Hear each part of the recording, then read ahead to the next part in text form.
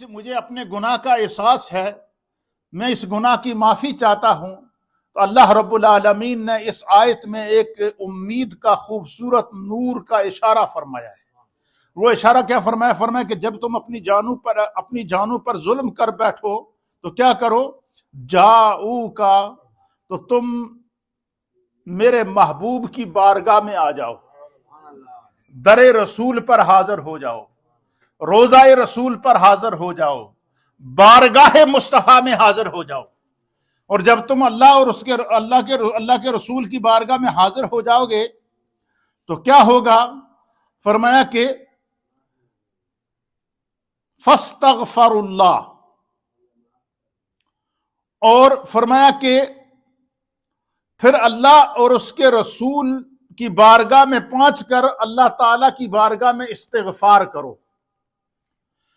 اور اللہ کے اپنے گناہوں کے اوپر اللہ کے رسول یعنی نبی اکرم صلی اللہ تعالی علیہ وسلم کو گواہ بناؤ کہ یا اللہ ہم تیرے محبوب کی بارگاہ میں پہنچ چکے ہیں،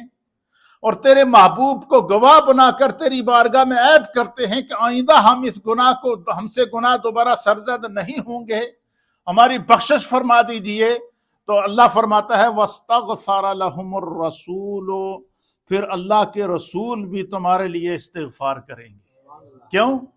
اس کا معنی کیا ہے؟ اس کا معنی ہے کہ بندہ اپنی اللہ کی بارگاہ میں اپنے پیارے محبوب نبی علیہ الصلوۃ والسلام کو وکیل مقرر کر دیتا ہے کہ میں اپنے محبوب کو اپنا وکیل مقرر کرتا ہوں، محشر میں بھی میری شفاعت یہی کریں گے،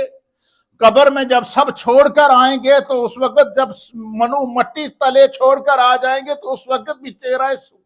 چہرہ رسول کی زیارت ہی مجھے سکون عطا فرمائے گی۔ اس لیے میں اپنے ہر عمل پر اللہ کی بارگاہ میں معافی کا طلبگار ہوں، اور رسول اللہ کو اس معافی پر گواہ مقرر کرتا ہوں۔ تو فرمایا لَوَجَدُ اللَّهَ تَوَّابًا رَحِيمًا، اگر تم اس طرح کر جاؤ گے تو اللہ فرماتا ہے تم اپنے رب کو توبہ قبول کرنے والا اور رحم کرنے والا پاؤ گے۔ کیوں؟ کہ تم نے اللہ کی بارگاہ میں وکیل اتنا بڑا مقرر کر دیا ہے کہ وہ صرف اپنی امت کا ہی وکیل نہیں ہے، حضرت آدم علیہ السلام سے لے کر آخری انسان بندہ مومن کے ہر گناہگار تک وہ میدان محشر میں وہ ان کی شفاعت سے ان کی بخشش۔ تو اللہ تعالیٰ نے یہاں پر در رسول بارگاہ مصطفیٰ اور روضہ رسول پر حاضری کے لیے ارشاد فرمایا، اور یہ کون سی آیت کے اندر ہے؟ یہ آیت نمبر 64 ہے، سورۃ النساء ہے۔ پھر اسی طریقے سے آپ نے سنا ہوگا کہ میں نے جب حرم شریف کے فضائل بیان کیے تھے تو اس میں نے آپ کی خدمت میں حدیث پیش کی تھی کہ حضرت ابراہیم علیہ السلام نے جب خانہ کعبہ کو تعمیر کیا اور اس کے اندر اس کی دیوار کے اندر جب حجر اسود کو رکھا، اور حجر اسود کا چاروں طرف جب نور پھیلا اور روشنی پھیلی، رات کا وقت تھا، اور جہاں جہاں بھی حجر اسود کا نور نظر آ رہا تھا تو حضرت ابراہیم علیہ السلام نے اللہ کی بارگاہ میں دعا کی تھی کہ بار الہ جہاں جہاں تک یہ نور پھیلا ہوا ہے اس سارے حصے کو حرم بنا دے۔ اللہ تعالیٰ نے حضرت سیدنا ابراہیم علیہ نبینا علیہ السلام کی اس دعا کو کیا کیا؟ قبول کیا، اور وہ حدود حرم کے وہاں پر آج بھی نشانات موجود ہیں، اور وہ نشانات اس بات کی نشاندہی کر رہے ہیں، اس طرف اشارہ دے رہے ہیں کہ جب حضرت ابراہیم علیہ السلام نے خانہ کعبہ کو تعمیر کر کے حجر اسود کو دیوار کعبہ میں نصب کیا تھا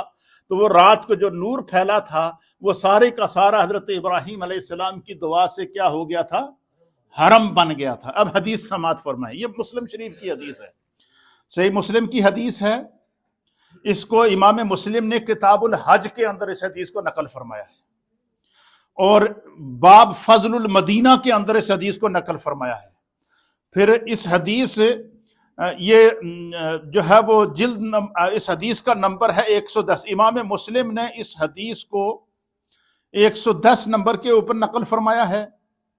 اس کا مسلم شریف کے اندر حدیث نمبر 110 ہے۔ پھر اسی طریقے سے جو ہے وہ دیگر محدثین نے، امام عسقلانی نے فتح الباری کے اندر اس کو نقل فرمایا، امام زرقانی نے اس کو نقل فرمایا ہے، امام مالک نے موطا امام مالک کے اندر اس حدیث کو نقل فرمایا ہے، امام نووی نے شرح مسلم کے اندر اس حدیث کو نقل فرمایا، جلد نمبر 9 اور صفحہ 136 کے اوپر، اور اس حدیث کے راوی ہیں ان جابر بن عبداللہ رضی اللہ تعالیٰ عنہ، صحیح مسلم کی حدیث ہے، آپ کو یہ یاد رکھیے گا۔